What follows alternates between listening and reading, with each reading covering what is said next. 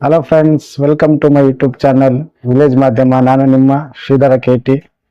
ಗೆಳೆಯರೆ, ಈ ದಿನದ ಒಂದು ವಿಶೇಷ ವಿಡಿಯೋ ಏನಪ್ಪಾ ಅಂದರೆ, ಇತಿಹಾಸದಲ್ಲಿ ಮರೆಮಾಚಿದಂತಹ ಒಂದು ಮಾದಿಗ ಸಮುದಾಯದ ವೀರಾಗ್ರಣಿ, ಧೈರ್ಯಶಾಲಿ ಹಾಗೂ ರಾಜನಿಷ್ಠೆಯುಳ್ಳ ಒಬ್ಬ ಮಹಿಳೆ ಈ ಕಥೆಯ ಹೀರೋಯಿನ್. ಮುಂದೆ ಸಾವು ಇದೆ ಅಂತ ಗೊತ್ತಿದ್ದರೂ ಸಹ ಸಾವಿಗೂ ಸಹ ಅಂಜದೆ ಸಾವಿನ ಕಡೆಗೆ ಮುನ್ನುಗ್ಗಿದ ಒಬ್ಬ ವೀರ ಮಹಿಳೆ, ವೀರಮಾತೆ, ಬ್ರಿಟಿಷರಿಗೆ ಸಿಂಹ ಸ್ವಪ್ನ, ತಮಿಳುನಾಡಿನ ವೀರಮಂಗೈ ಕುಯ್ಲಿ ಅಂತ ಹೇಳಿ. ಬನ್ನಿ ಸ್ನೇಹಿತರೆ, ವೀರಮಂಗೈ ಕುಯ್ಲಿ ಯಾರು, ಎಲ್ಲಿನವರು, ಯಾವ ಪ್ರಾಂತ್ಯದಲ್ಲಿದ್ದರು, ಅವರ ಸ್ಥಾನಮಾನ ಏನಾಗಿತ್ತು ಅನ್ನೋದನ್ನ ಈ ವಿಡಿಯೋ ಮುಖಾಂತರ ತಿಳ್ಕೊಳ್ಳೋಣ.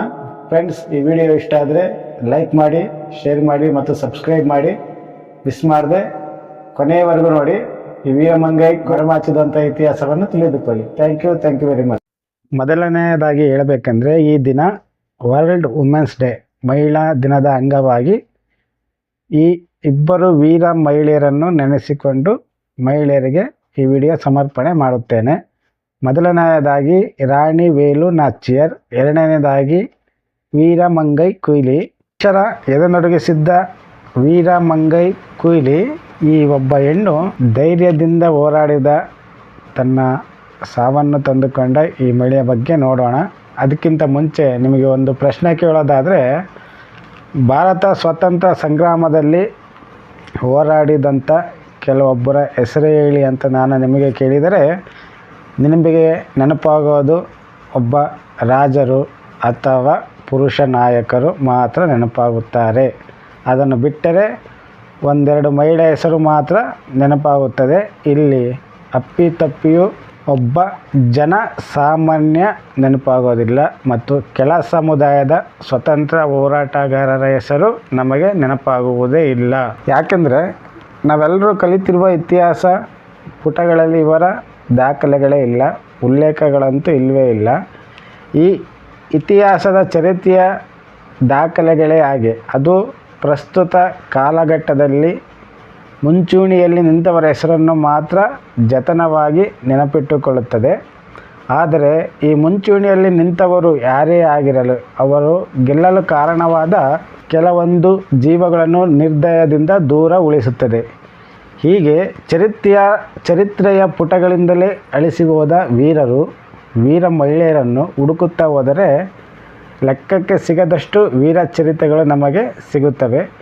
ಅವುಗಳಲ್ಲಿ ಒಂದಾದ ತಮಿಳುನಾಡಿನ ವೀರಮಂಗೈ ಕುಯ್ಲಿ ಎಂಬ ಒಬ್ಬ ದಲಿತ ಹೆಣ್ಣುಮಗಳು ಅಂತ ನಾವು ನೋಡ್ಬೋದಾಗಿದೆ. ಇಲ್ಲಿ ಆಕೆಯದ್ದು ಯಾವ ಶೌರ್ಯ ಅಂದರೆ, ಯಾವ ವೀರಾದಿ ವೀರ ರಾಜ ಮಹಾರಾಜರಿಗೇನು ಕಡಿಮೆ ಇರಲಿಲ್ಲ.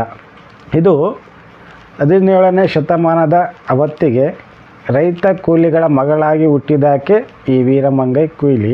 ಈ ಕುಯ್ಲಿಯು ಬ್ರಿಟಿಷರ ಯುದ್ಧದಲ್ಲಿ ಬ್ರಿಟಿಷರಿಗೆ ಮಣ್ಣು ಮುಕ್ಕಿಸಲು ತನ್ನ ಜೀವವನ್ನೇ ಅಕ್ಷರಶಃ ಬಲಿ ಕೊಟ್ಟು ಬಡಿದಾಡಿದವಳು ಈ ವೀರಮಂಗೈ ಕುಯ್ಲಿ. ಈ ದಲಿತ ಹೆಣ್ಣುಮಗಳು ವೀರಮಂಗೈ ಕುಯ್ಲಿಯ ಬದುಕನ್ನು ನಾವು ಅರಿಯಬೇಕೆಂದರೆ ನಾವು 17ನೇ ಶತಮಾನಕ್ಕೆ ವಾಪಸ್ ಹೋಗಬೇಕಾಗುತ್ತದೆ. ಅದು 1772ರಲ್ಲಿ ಶಿವಗಂಗೈ ಅಂತ ಒಂದು ತಮಿಳುನಾಡಿನಲ್ಲಿ ಪ್ರಾಂತ್ಯ ಅಥವಾ ಶಿವಗಂಗೈ ರಾಜ್ಯ.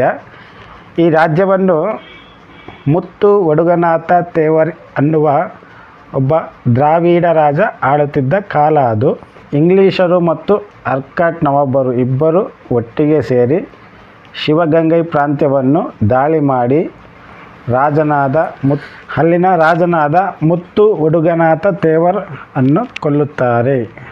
ಶಿವಗಂಗೆ ಪಟ್ಟಣ ಪ್ರಾಂತ್ಯವನ್ನು ತಮ್ಮ ವಶಕ್ಕೆ ತೆಗೆದುಕೊಳ್ಳುತ್ತಾರೆ ಬ್ರಿಟಿಷರು. ಅದಾದ ನಂತರ ಈ ರಾಜನ ಪತ್ನಿಯಾಗಿದ್ದ ರಾಣಿ ವೇಲು ನಾಚಿಯರ್, ಈ ವೇಲು ನಾಚಿಯರ್ ಬಗ್ಗೆ ನಾನು ಇನ್ನು ಮುಂದೆ ಹೇಳ್ತಾ ಇದ್ದೀನಿ. ಈ ವೇಲು ನಾಚಿಯರ್ ತನ್ನ ಮಗಳು ವೆಳ್ಳಾಚಿ ಅಂತ ಹೆಸರಿಡುವಂಥ ವೆಳ್ಳಾಚಿಯೊಡನೆ ಪಕ್ಕದ ದಿಂಡುಗಲ್ ವಿರುಪಾಚಿ ಎಂಬಲ್ಲಿಗೆ ಹೋಗಿ ಅಜ್ಞಾತ ವಾಸದಲ್ಲಿ ಬದುಕಿರುತ್ತಾಳೆ. ಇವಳು ಯಾರಿಗೆ ಕಾಣದಂಗೆ ಅಜ್ಞಾತ ವಾಸದಲ್ಲಿ ಬದುಕ್ತಾಳೆ. ಒಬ್ಬ ರಾಣಿಯಾದರೂ ಸಹ ಯಾರಿಗೂ ಸಹ ಅವಳ ಗುರುತು ಇಲ್ಲದಾಗೆ ಅಜ್ಞಾತ ವಾಸದಲ್ಲಿ ತಲೆಮರೆಸಿಕೊಂಡು ಇರುತ್ತಾಳೆ. ಈ ಕಡೆ ಗಂಡನನ್ನು ಕಳೆದುಕೊಂಡ ರೋದನೆ ಒಂದು ಕಡೆ, ಮತ್ತೊಂದು ಕಡೆ ರಾಜ್ಯ ಕಳೆದುಕೊಂಡ ದುಃಖ. ಇದೆಲ್ಲವನ್ನು ಬಿಟ್ಟರೂ ಸಹ ತನ್ನದೇ ನಾಡಿನಲ್ಲಿ ರಾಣಿಯಾಗಿದ್ದಂಥವಳು ತಲೆಮರೆಸಿಕೊಂಡು ಬದುಕಬೇಕಾದ ಸಂಕಷ್ಟ ಇವಳಿಗೆ ಇರುತ್ತೆ.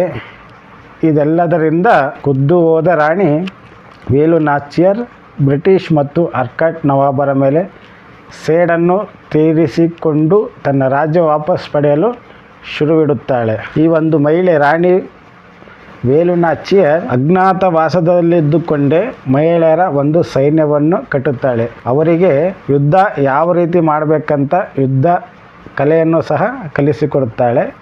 ಯುದ್ಧ ಮಾಡುವುದಕ್ಕೆ ಒಂದು ಸೈನ್ಯವನ್ನು ಸಜ್ಜುಗೊಳಿಸುತ್ತಾಳೆ. ಅದು ಬರೀ ಹೆಣ್ಣು ಮಕ್ಕಳಿರುವಂತಹ ಸೈನ್ಯ. ಈ ಸಂದರ್ಭದಲ್ಲಿ ರಾಣಿ ವೇಲು ನಾಚಿಯರ್ಗೆ ದೇವರಂತೆ ಸಿಗುವ ಒಬ್ಬ ದಲಿತ ಮಹಿಳೆಯೇ ವೀರಮಂಗೈ ಕುಯಿಲಿ. ಇವಳ ಸಹಾಯದಿಂದ ಏನೆಲ್ಲ ಆಗಿದೆ ಅಂತ ಮುಂದೆ ನೋಡೋಣ. ಕುಯಿಲಿ ಯಾರು, ಎಲ್ಲಿಂದ ಬಂದೋಳಂತ ನೋಡೋದಾದರೆ, ಕುಯಿಲಿ ಆಗಿನ ರಾಜಾಡಳಿತದ ಶಿವಗಂಗೈ ಪ್ರಾಂತ್ಯದ ಕುಡಂಚವಾಡಿ ಎಂಬಳ್ಳಿಯೊಂದರಲ್ಲಿ ರೈತ ಕೂಲಿಗಳಾಗಿ ಬದುಕುತ್ತಿದ್ದ ಪೆರಿಯ ಮುತ್ತರ್ ಮತ್ತು ರಾಕು ಎಂಬ ದಲಿತ ದಂಪತಿಯ ಮಗಳು. ಈ ಕುಯಿಲಿಯ ತಾಯಿ ರಾಕು ತಾನು ಕೂಲಿಯಾಗಿ ದುಡಿಯುತ್ತಿದ್ದ ಹೊಲಗದ್ದೆಗಳಿಗೆ ನುಗ್ಗಿ ಬೆಳೆ ನಾಶ ಮಾಡುತ್ತಿದ್ದ ಕಾಡು ಕೋಣಗಳನ್ನು ಓಡಿಸಲು ಅವುಗಳೊಡನೆ ಬಡಿದಾಡುವ ಸಂದರ್ಭದಲ್ಲಿ ತನ್ನ ಸಾವನ್ನಪ್ಪುತ್ತಾಳೆ. ಇದಾದ ನಂತರ ವಯಸ್ಸಿಗೆ ಬಂದಿದ್ದ ಕೂಲಿಯನ್ನು ಕರೆದುಕೊಂಡು ಅವಳ ಅಪ್ಪ ಪೆರಿಯ ಮುತ್ತನ್ ಹುಟ್ಟೂರನ್ನು ಬಿಡಬೇಕಾಗುತ್ತದೆ.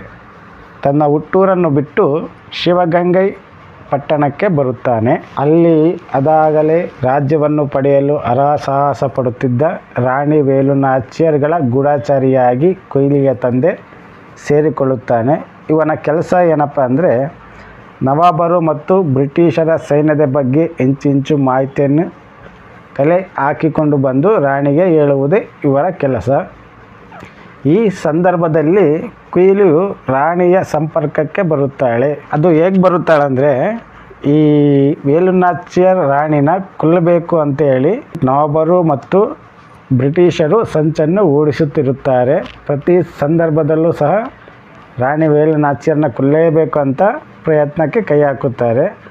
ಆಗ ಆ ಸಂದರ್ಭದಲ್ಲಿ ಅವರೊಡನೆ ಬಡಿದಾಡುವ ಕುಯಿಲಿ ಆ ಹಂತಕರನ್ನು ಹಿಮ್ಮೆಟ್ಟಿಸಿ ರಾಣಿಯ ಪ್ರಾಣ ರಕ್ಷಣೆ ಮಾಡುತ್ತಾಳೆ. ಇದು ಒಂದು ಸನ್ನಿವೇಶ. ಆದರೆ ಇನ್ನೊಂದು ಸನ್ನಿವೇಶದಲ್ಲಿ ಈ ರಾಣಿಯ ಸೈನ್ಯ ಇರುತ್ತಲ್ಲ, ಈ ರಾಣಿಯ ಸೈನ್ಯದಲ್ಲಿ ಒಬ್ಬ ಬ್ರಿಟಿಷರ ಗೂಢಚಾರನಾಗಿ ಕೆಲಸ ಮಾಡುತ್ತಿದ್ದ ಟೀಚರ್ ಅಂತಲೇ ಹೇಳ್ಬೋದು ಇವನ. ಅವನು ಈ ಸೈನ್ಯಕ್ಕೆ ಸಿಲಾಂಬಂ ಅಂದರೆ ದೊಣ್ಣೆ ವರಸೆ ವಿದ್ಯೆ ಕಲಿಸುತ್ತಾ ಇರುತ್ತೇನೆ. ಆ ಗುರು ಒಬ್ಬ ರಾಣಿಯನ್ನು ಸಾಯಿಸೋದಕ್ಕೆ ಪ್ರಯತ್ನ ಮಾಡುತ್ತಾನೆ. ಆ ಸಂದರ್ಭದಲ್ಲಿ ಇದನ್ನು ಅರಿತ ವೀರಮಂಗೈ ಕುಯಿಲಿ ಅವನನ್ನು ಕೊಂದು ರಾಣಿಯ ಪ್ರಾಣ ಉಳಿಸುತ್ತಾಳೆ. ಆಗಿನಿಂದ ರಾಣಿಯ ಖಾಸಗಿ ಅಂಗರಕ್ಷಕಿಯಾಗಿ ಕುಯಿಲಿ ನೇಮಕವಾಗುತ್ತಾಳೆ. ಒಂದು ರಾಣಿಯ ಖಾಸಗಿ ಅಂಗರಕ್ಷಕಿಯಾಗಿ ಕುಯಿಲಿ ನೇಮಕವಾಗುತ್ತಾಳೆ ಹಾಗೂ ರಾಣಿ ವೇಲು ನಾಚಿಯರ್ಗೆ ಹತ್ತಿರವಾಗುತ್ತಾಳೆ. ಇದಾದ ನಂತರ ಕುಯಿಲಿ ಯಾವಾಗ ರಾಣಿಯ ಅಂಗರಕ್ಷಕಿ ಆಗುತ್ತಾಳೋ ಆಗ ಬ್ರಿಟಿಷರು ವೀರಮಂಗೈ ಕುಯಿಲಿಗೆ ತುಂಬ ಆಮಿಷಗಳನ್ನು ಒಡ್ಡುತ್ತಾರೆ. ನಿನಗೆ ಬಂಗಾರ ಕೊಡ್ತೀನಿ, ರಾಜ್ಯ ಕೊಡ್ತೀನಿ ಅಂತ. ಇದೇ ಕೆಲಸ ಅಲ್ಲ ಅವ್ರಿಗೆ, ಒಬ್ಬೊಬ್ಬರು ಮಂದೆ ತಂದಿಡೋದೇ ಬ್ರಿಟಿಷರ ಕೆಲಸ ಅಲ್ವಾ. ಹಾಗೆ ಈ ಕುಯಿಲಿಗೂ ಸಹ ಬ್ರಿಟಿಷರು ಆಮಿಷಗಳ ಸಲಮಾಲೆಯನ್ನೇ ಒಡ್ಡುತ್ತಾರೆ. ಆದರೂ ಕುಯಿಲಿ ಅದ್ಯಾವುದಕ್ಕೂ ಬಗ್ಗುವುದಿಲ್ಲ. ಎಲ್ಲವನ್ನು ನಿರಾಕರಿಸಿಬಿಟ್ಟು ಕುಯಿಲಿ ರಾಣಿ ವೇಲು ನಾಚಿಯರ್ ರಕ್ಷಣೆಗೆ ಟೊಂಕ ಕಟ್ಟಿ ನಿಲ್ಲುತ್ತಾಳೆ. ಒಬ್ಬ ದಲಿತ ಮಹಿಳೆಯಾದವಳು ಎಲ್ಲ ಆಮಿಷಗಳನ್ನು ದೂರ ತಳ್ಳಿ ರಾಣಿಯ ಒಂದು ರಕ್ಷಣೆಗೆ ನಿಲ್ಲುತ್ತಾಳೆ. ಇದಕ್ಕೆ ಪ್ರತಿಯಾಗಿ ಬ್ರಿಟಿಷರು ಸುಮ್ಮನೆ ಇರುವುದಿಲ್ಲ. ಅವರು ಈ ಕುಯಿಲಿ ಪ್ರತಿನಿಧಿಸುವ ದಲಿತರಿಗೆ ಪರಿಪರಿಯಾಗಿ ಹಿಂಸೆ ಕೊಡುತ್ತಾರೆ, ಪೀಡಿಸುತ್ತಾರೆ. ಇದ್ಯಾವುದಕ್ಕೂ ಜಗ್ಗದ ಕುಯಿಲಿ ರಾಣಿಯ ಜೊತೆಗೆ ಬ್ರಿಟಿಷರ ವಿರುದ್ಧ ಹೋರಾಡಲು ಮುನ್ನುಗ್ಗುತ್ತಾಳೆ. ಈ ಕುಯಿಲಿಯ ರಾಜನಿಷ್ಠೆ ಮತ್ತು ಪರಾಕ್ರಮಕ್ಕೆ ಉಡುಗೊರೆಯಾಗಿ ರಾಣಿ ವೇಲು ನಾಚಿಯರ್ ಅವಳನ್ನು ತನ್ನ ಸೈನ್ಯದ ಮಹಿಳಾ ಸೇನಾಧಿಪತಿಯಾಗಿ ನೇಮಿಸುತ್ತಾಳೆ. ವೇಲು ನಾಚಿಯರ್ ಕುಯಿಲಿಯನ್ನು ತನ್ನ ಸೇನೆಯ ಕಮಾಂಡ್ ಅಥವಾ ಮಹಿಳಾ ಸೇನಾಪತಿಯಾಗಿ ನೇಮಿಸುತ್ತಾಳೆ. 17ನೇ ಶತಮಾನದಲ್ಲಿ ಇಂಥ ಕಾಲಘಟ್ಟದಲ್ಲಿ ಒಬ್ಬ ದಲಿತ ಯುವತಿಯೊಬ್ಬಳು ಸೈನ್ಯವೊಂದರ ಉಸ್ತುವಾರಿ ವಹಿಸಿಕೊಂಡದ್ದು ಅತ್ಯಂತ ಕ್ರಾಂತಿಕಾರಕ ಬೆಳವಣಿಗೆಯಾಗಿತ್ತು. ಅದು ಇದಾದ ನಂತರ ರಾಣಿ ವೇಲು ನಾಚಿಯಾರ್ ತನ್ನ ಗಂಡನ ಶಿವಗಂಗೈ ಪ್ರಾಂತ್ಯವನ್ನು ಪಡೆಯಲೇಬೇಕು ಅಂತೇಳಿ ನಾನಾ ಹರಸಾಹಸ ಪಡುತ್ತಾಳೆ. ಆಗ ಅವಳು ಒಂದು ರಾಜತಾಂತ್ರಿಕತೆ ಮಾಡುತ್ತಾಳೆ. ಅದೇನೆಂದರೆ, ಅವಳು ಪಾಂಡ್ಯ ರಾಜರು, ಮರುದು ಪಾಂಡ್ಯರ್ ದೊರೆಗಳು ಮತ್ತು ಗೋಪಾಲ ನಾಯಕರ್ ಮತ್ತು ಹೈದರ್ ಅಲಿಯೊಡನೆ ತನ್ನ ರಾಜತಾಂತ್ರಿಕ ಸಂಬಂಧ ಬೆಳೆಸುವ ರಾಣಿ ವೇಲು ನಾಚಿಯಾರ್ ಇವರ ಜೊತೆಗೆ ಬ್ರಿಟಿಷ್ ಮತ್ತು ಆರ್ಕಾಟಿಕ್ ನವಾಬರ ಸೈನ್ಯವನ್ನು ಹಿಮ್ಮೆಟ್ಟುತ್ತಾಳೆ. ಬ್ರಿಟಿಷ್ ಮತ್ತು ನವಾಬರ ಮೇಲೆ ಕೊಹ್ಲಿಯ ನೇತೃತ್ವದಲ್ಲಿ ಸೈನ್ಯವನ್ನು ಮುನ್ನುಗ್ಗಿಸಿ ಮುಗಿಬಿದ್ದು ಹಲವಾರು ಯುದ್ಧಗಳನ್ನು ಮಾಡಿ ಗೆಲ್ಲುತ್ತಾಳೆ. ಆದರೆ ವೇಲು ನಾಚಿಯಾರ್ ಕಡೆ ಕೊಹ್ಲಿ ಇದ್ದರು ಮತ್ತು ಅವರು ಪಾಂಡ್ಯ ರಾಜರು, ಗೋಪಾಲ ನಾಯಕರು, ಹೈದರ್ ಅಲಿ ಇಂಥ ರಾಜರಿದ್ದರೂ ಸಹ ಅವಳು ಬ್ರಿಟಿಷರ ವಿರುದ್ಧ ಯುದ್ಧ ಮಾಡುವುದಕ್ಕೆ ಆಗೋದಿಲ್ಲ. ಯಾಕಂದರೆ ಬ್ರಿಟಿಷರು ತುಪಾಕಿಗಳನ್ನು, ಮದ್ದುಗುಂಡುಗಳನ್ನು, ಇತರೆ ಆಧುನಿಕ ಉಪಕರಣಗಳನ್ನು ಅವರ ಜೊತೆ ಇರುತ್ತವೆ. ಹಾಗಾಗಿ ವೇಲು ನಾಚಿಯಾರ್ ಕಡೆ ಆಧುನಿಕ ಉಪಕರಣಗಳು ಇರುವುದಿಲ್ಲ. ಆದರೂ ಸಹ ಶಿವಗಂಗೈ ಪ್ರಾಂತ್ಯವನ್ನು ತನ್ನ ವಶಕ್ಕೆ ಪಡೆದುಕೊಳ್ಳಲೇಬೇಕೆಂಬ ಹಠದಲ್ಲಿ ಈ ವೇಲು ನಾಚಿಯಾರ್ ಇರುತ್ತಾಳೆ. ಇದಕ್ಕೆ ಸಹಾಯವಾದವಳು ಯಾರೆಂದರೆ ಅವಳೇ ಸೈನ್ಯದ ಸೇನಾಧಿಪತಿಯಾದ ವೀರಮಂಗೈ ಕೊಹ್ಲಿ. ಹೀಗೆ ಆದರೆ ಶಿವಗಂಗೈ ಪ್ರಾಂತ್ಯವನ್ನು ನಮ್ಮ ಕಡೆಗೆ ಪಡೆದುಕೊಳ್ಳಲು ಆಗುವುದಿಲ್ಲ ಅಂತ ಯೋಚಿಸಿದ ವೀರಮಂಗೈ ಕೊಹ್ಲಿ ಒಂದು ಉಪಾಯವನ್ನು ಹೂಡುತ್ತಾಳೆ, ಒಂದು ಪ್ಲಾನನ್ನು ಜಾರಿಗೆ ತರುತ್ತಾಳೆ. ಅದೇನೆಂದರೆ ತನ್ನ ಸಾವು. ಆ ಸಾವು ಯಾವ ರೀತಿ ಆಗಬೇಕಂದ್ರೆ, ರಾಜ್ಯಕ್ಕೆ ಒಳ್ಳೆಯದಾಗಲೇಬೇಕು, ಶಿವಗಂಗೆ ಪ್ರಾಂತ್ಯವನ್ನು ನಾವು ಪಡೆದುಕೊಳ್ಳಲೇಬೇಕು ಮತ್ತು ಬ್ರಿಟಿಷರನ್ನು ಯುದ್ಧದಲ್ಲಿ ಸೋಲಿಸಲೇಬೇಕು ಅಂತ ಗಮನದಲ್ಲಿಟ್ಟುಕೊಂಡ ಈ ವೀರಮಂಗೈ ಕೊಹ್ಲಿ ಒಂದು ಪ್ಲಾನನ್ನು ಮಾಡುತ್ತಾಳೆ. ಅದೇನೆಂದರೆ, ಅದು ವಿಜಯದಶಮಿಯ ಕಾಲ. ಕೋಟೆಯೊಳಗಿದ್ದ ರಾಜರಾಜೇಶ್ವರಿ ಅಮ್ಮನ್ ದೇವಸ್ಥಾನ, ಅಲ್ಲಿಗೆ ತನ್ನ ಸೈನ್ಯದ ಕೆಲವು ಮಹಿಳಾ ಸೈನಿಕರೊಡನೆ ದೇವಭಕ್ತಿಯರಂತೆ ತೆರಳುತ್ತಾಳೆ.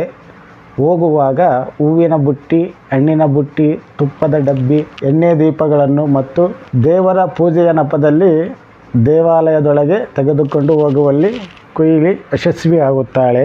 ಈ ಹೂವು ಮತ್ತು ಹಣ್ಣಿನ ಬುಟ್ಟಿಯಲ್ಲಿ ಆಯುಧಗಳನ್ನು ಅಡಗಿಸಿಕೊಂಡಿದ್ದ ಕೊಹ್ಲಿ ಕೋಟೆಯೊಳಗೆ ಆರಾಮಾಗಿ ಹೋಗಿ ಅಲ್ಲಿ ಬ್ರಿಟಿಷ್ ಕಾವಲು ಸೈನಿಕರನ್ನು ಕೊಂದು ಬ್ರಿಟಿಷ್ ಸೈನ್ಯದ ಆಯುಧಗಾರದ ದಾಸ್ತಾನು ಕೋಣೆಯನ್ನು ಪತ್ತೆ ಮಾಡುತ್ತಾಳೆ.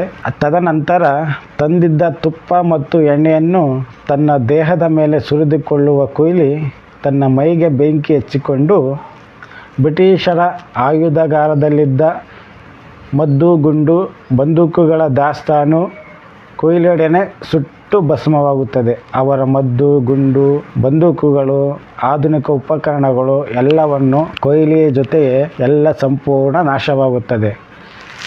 ಯಾವಾಗ ಆಧುನಿಕ ಉಪಕರಣಗಳು ನಾಶವಾಗುತ್ತವೆಯೋ ಆಗ ಬ್ರಿಟಿಷರು ಯುದ್ಧ ಮಾಡಲು ಆಗುವುದಿಲ್ಲ. ಯುದ್ಧ ಮಾಡಿದರೂ ಸಹ ಸೋಲುತ್ತಾರೆ ಅನ್ನೋ ಖಚಿತ ಮಾಹಿತಿಯಿಂದ ಈ ಥರ ವೀರಮಂಗೈ ಕೊಹ್ಲಿ ತನ್ನ ಸಾವಿನಲ್ಲೂ ಸಹ ಬ್ರಿಟಿಷರ ವಿರುದ್ಧ ಹೋರಾಡಿ ತನ್ನ ಸಾವನ್ನು ಅಪ್ಪುತ್ತಾಳೆ. ಇದಾದ ನಂತರ ವೇಲು ನಾಚಿಯಾರ್ ಮತ್ತು ಬೆಂಬಲಿಗ ರಾಜರು ಆಯುಧಗಳೇ ಇಲ್ಲದ ಬ್ರಿಟಿಷರ ಎದುರಲ್ಲಿ ಬಗ್ಗು ಬಡಿದು ಅವರನ್ನು ತಮ್ಮ ರಾಜವಂಶದ ಶಶಿವರ್ಣ ತೇವರ್ ಕಟ್ಟಿದ ಶಿವಗಂಗೈ ಕೋಟೆ ಮತ್ತು ಪಟ್ಟಣವನ್ನು ತಮ್ಮ ಕೈವಶ ಮಾಡಿಕೊಳ್ಳುತ್ತಾರೆ.